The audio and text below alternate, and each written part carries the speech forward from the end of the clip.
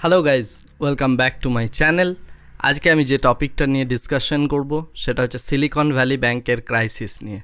এখন আপনি মিডিয়াতে দেখবেন শুধুমাত্র এটা নিয়েই কথা চলছে, এবং আমার মনে হয় আপনি এতক্ষণে জেনেই গিয়েছেন যে সিলিকন ভ্যালি ব্যাংক একটা বড় ক্রাইসিস হয়েছে আমেরিকায়, এবং যার একটা বড় প্রভাব আগামীকাল সকালে স্টক মার্কেটে পড়তে চলেছে, এবং অনেকেই এটা নিয়ে প্যানিক করছেন। তো আমার ধারণা যে আপনি অলরেডি বিষয়টা জেনে গেছেন।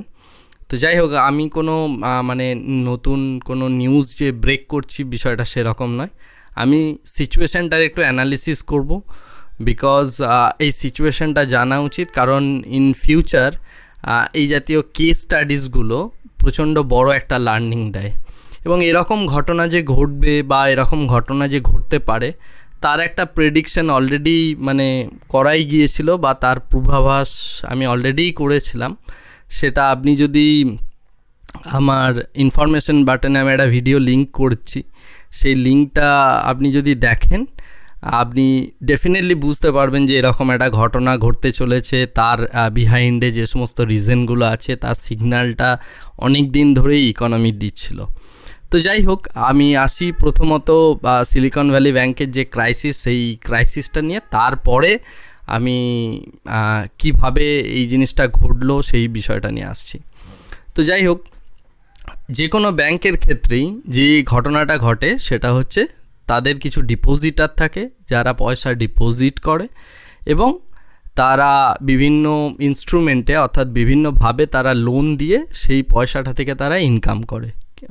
ঘটনাটা যদি আমি একটু অ্যানালিসিস করি তাহলে বিষয়টা এরকম দাঁড়ায়। ধরুন আমি যদি এসবিআইয়ের উদাহরণ নিই, তাহলে এসবিআইয়ের ইনকাম হচ্ছে আপনি আমি যারা সকলে গিয়ে এসবিআইয়ে পয়সা ডিপোজিট করি, তারা সেই টাকাটা যে আমরা ডিপোজিট করি তার এগেনস্টে আমরা কিছু রিটার্ন পাই। ফর এক্সাম্পল, এখন ফিক্সড ডিপোজিটে রিটার্ন পাওয়া যাচ্ছে 8%। তো এসবিআই কী করে, সেই যে টাকাটা হলো একটা বৃহত্তর একটা বড় টাকা, সেই টাকাটা তারা বিভিন্ন খাতে ইনভেস্টমেন্ট করে। কাউকে হয়তো হোম লোন দেওয়া হয়, কাউকে হয়তো কার লোনের জন্য দেওয়া হয়, এবং কোনো ক্ষেত্রে হয়তো বড় একজন ইন্ডাস্ট্রিয়ালিস্টকে বা বিজনেসম্যানকে তার ব্যবসা করার জন্য কমার্শিয়াল লোন দেওয়া হয়। তো এই প্রত্যেকটা যদি ইন্টারেস্ট রেট দেখেন আপনি, তাহলে দেখবেন ডিপোজিট রেটের থেকে অনেকটা বেশি হয়। তো ধরুন যদি আপনি 8% রেটে ফিক্সড ডিপোজিটে আপনি যদি ইন্টারেস্ট পেয়ে থাকেন, তো দেখবেন কার লোন বা পার্সোনাল লোন এইগুলোর কিন্তু ইন্টারেস্ট রেট 10%, 12%, 14% এরকম হয়। তো এর মাঝের যে গ্যাপটা থাকে বেসিক্যালি 2%, 3%, 4% এই যে গ্যাপটা থাকে, এটা হচ্ছে ব্যাংকের বিজনেস করার একটা জায়গা, বা এটা তাদের এই এজটা নিয়ে তারা ব্যবসাটা করে এবং তারা ব্যবসাটা কন্টিনিউ করে।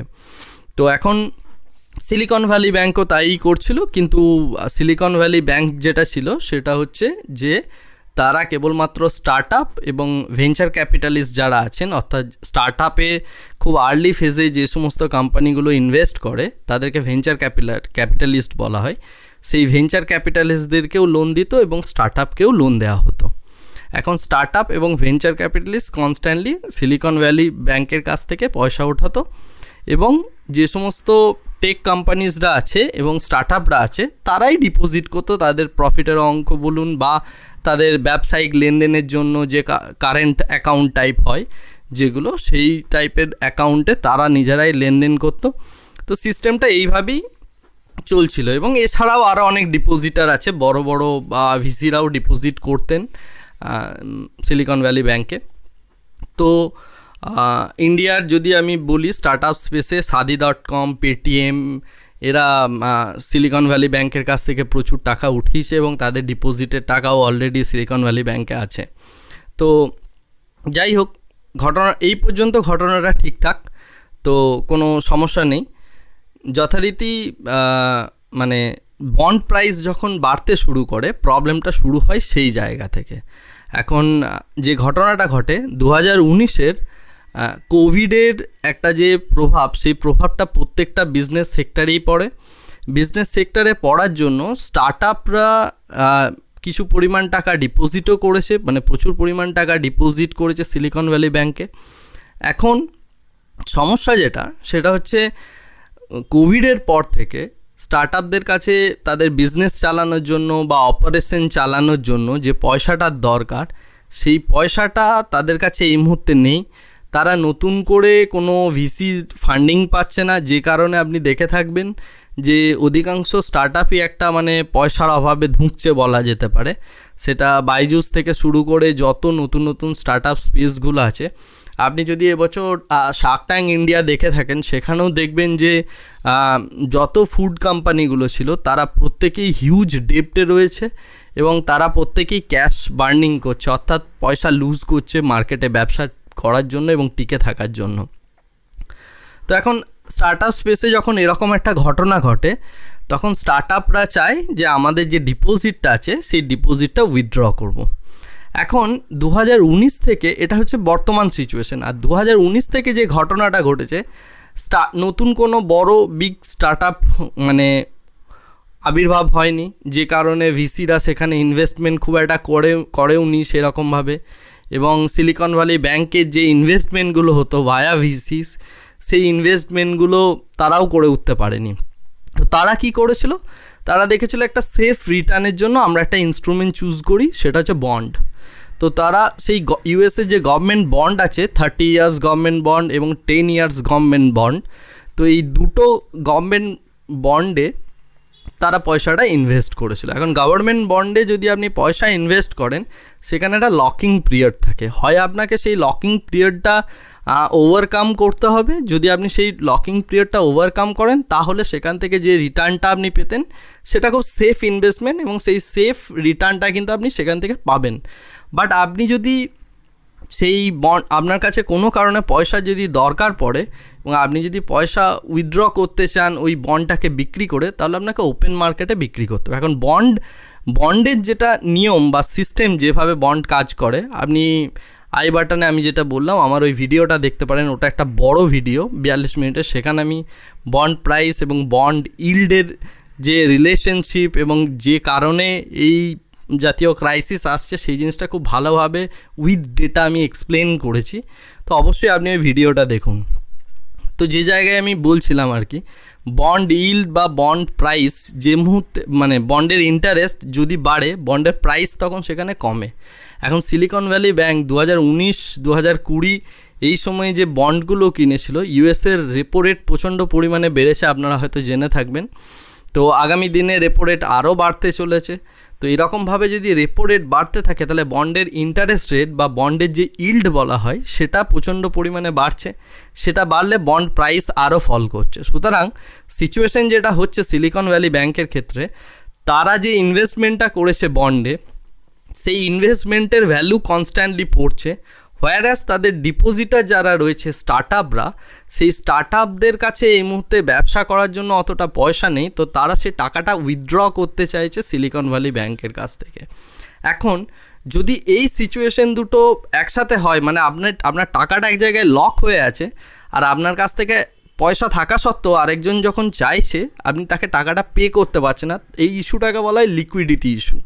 তো এই জাতীয় লিকুইডিটি ইস্যু বা লিকুইডিটি ক্রাইসিসে ভুগছে হচ্ছে সিলিকন ভ্যালি ব্যাংক, এবং তারা সেই কারণে অনেক কম প্রাইসে বন্ড প্রাইসগুলোকে ছাড়তে অলরেডি বাধ্য হয়েছে, এবং যে কারণে তারা 15 থেকে 20 বিলিয়ন ডলার লুজ করেছে।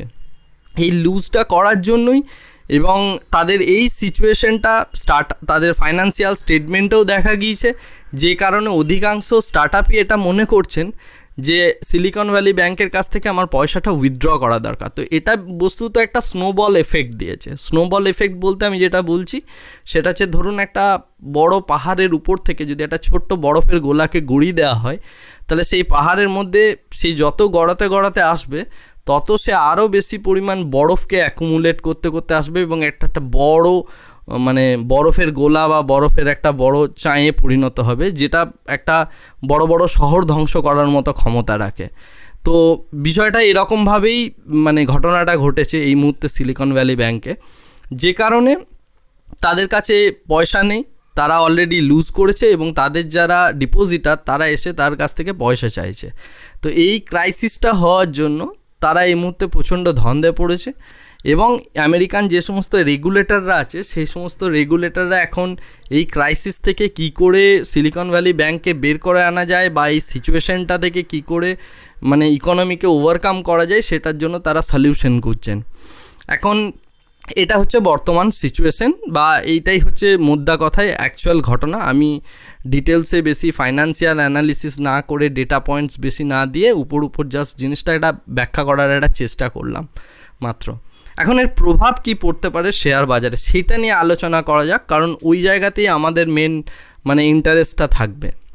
এখন এর প্রভাব যেটা পড়তে পারে সেটা হচ্ছে স্টার্ট আপ ক্ষেত্রে প্রচণ্ড পরিমাণে পড়বে, বিকজ স্টার্ট আপদের কাছে এই মুহূর্তে ফান্ডিং, বড় বড় ভিসিস ফান্ডিং নেই, তাদের ব্যবসা খুব ভালো চলছে না, এবং তাদের যে ডিপোজিটটা ছিল সেই টাকাটাও আটকে পড়ে থাকবে। মেবি হয়তো ইউএসএ গভর্নমেন্ট 3 মাস, 6 মাস, 10 মাস, 12 মাস পর কোনো না কোনো একটা সলিউশন খুঁজে সেই সলিউশনটা থেকে একটা ওভারকাম করানোর চেষ্টা করবে, কিন্তু সেটা যদি করতেও হয় সেক্ষেত্রে কিন্তু অনেকটা সময় যাবে। তো এই সময়টা কিভাবে স্টার্ট আপরা সাস্টেন করবে সেটা ঠিক বোঝা যাচ্ছে না, যে কারণে এটা এক্সপেক্ট করা হচ্ছে যে প্রচুর পরিমাণে লে অফস হবে। সেই জাতীয় লে অফস যদি হয় তাহলে পরে ইকোনমির ওপর একটা বড় ধাক্কা আসতেই চলেছে। সিলিকন ভ্যালি ব্যাংকের যে শেয়ার প্রাইস ছিল সেটা অলরেডি 60% ফল করে গিয়েছে, এবং আগামী দিনে এর একটা কিউমুলেটিভ এফেক্ট সমস্ত জায়গায় দেখতে পাওয়া যাবে, এবং এটা একটা বড় স্নোবল এফেক্টও দেখা দেবে বলে আমি মনে করি। যেটা অনেকেই এক্সপেক্ট করছেন যে না, এটা স্টার্ট আপ ক্ষেত্রে একটা হয়েছে, এক্ষেত্রে খুব একটা কিছু হবে না, বিষয়টা এরকম নয়। যখন কোনো একটা ইকোনমিতে এরকম ধাক্কা লাগে এবং বড় একটা ব্যাংকরাপসি হয় বা এরকম বড় প্রবলেমে পড়ে, তার প্রচুর এফেক্ট অ্যান্ড সাইড এফেক্ট দেখা দেয়। সেই এফেক্ট অ্যান্ড সাইড এফেক্টের মধ্যে অনেক বড় প্রবলেম আসতে চলেছে, এবং এই যে প্রবলেমটা আসবে বা এক্ষেত্রে যদি শেয়ার মার্কেটের খুব বাজে রকম কন্ডিশন হয় আরও কিছুদিন যাবত, তো সেক্ষেত্রে কিন্তু হবে বলেই আমি সেটা এক্সপেক্ট করি। এবং যার অ্যানালিসিসটা আমি ইনফরমেশন বক্সে আমি যে লিঙ্কটা দিচ্ছি, আপনি ওখানে গিয়ে ভিডিওটা দেখতে পারেন। সেখানে আমি কমপ্লিটলি ডিসকাস করেছি যে বন্ড প্রাইসে যদি পরিবর্তন হয় বা পড়ে, অর্থাৎ বন্ড ইল্ড যদি বাড়ে, ইল্ড কথাটার অর্থ হচ্ছে বন্ডের ইন্টারেস্ট রেট। তো ইন্টারেস্ট রেট যদি বাড়ে বন্ডের, সেক্ষেত্রে সমস্ত ডিপোজিটাররা চায় তাদের পয়সাটা উইথড্র করে কোনো ব্যাংকে না রেখে সেটা বন্ডেতেই ডাইরেক্টলি ইনভেস্ট করতে, কারণ বন্ড সেক্ষেত্রে একটা সেফ রিটার্ন দেওয়ার একটা ফাইন্যান্সিয়াল অ্যাসেটে পরিণত হয়। তো ঘটনাটা সেরকমই ঘটেছে। তো যত বন্ড প্রাইস সেরকমভাবে বাড়বে, ইউএসএ যত রেপো রেটকে এইভাবে এক্সটেন্ড করবে, তত পরিমাণ সমস্যা আমাদের আরও আসতে থাকবে আগামী দিনে। ইনফ্লেশন আরও বেশি স্কাই রকেট হয়েছে, তো এক্সপেক্ট করা হচ্ছে যে শেয়ার বাজারে এরকম ধস যেটাকে বলা হয়, বা এরকম যে একটা বেয়ার মার্কেট যেটাকে বলা হয়, সেরকম ঘটনা কিন্তু আগামী দিনে ঘটতেই থাকবে। এটা আমার অ্যানালিসিস, আমার মনে হয়। I might be wrong, this is completely my opinion and I deserve the right two be wrong. তো দেখা যাক কি হয়, যেমন সিচুয়েশন হবে সেরকম অ্যাক্ট করতে হবে। তো আগামী 4-5 দিন একটা প্যানিকের মাহল থাকবে, এবং তারপরে যেমন সিচুয়েশন হতে চলেছে আমি সেরকমভাবেই আরও ভিডিও বানাতে থাকবো বা আপনাদের আপডেট দিতে থাকবো। Thank you very much for now, আর দেখা হচ্ছে আমাদের একটা নতুন ভিডিওতে। Bye by.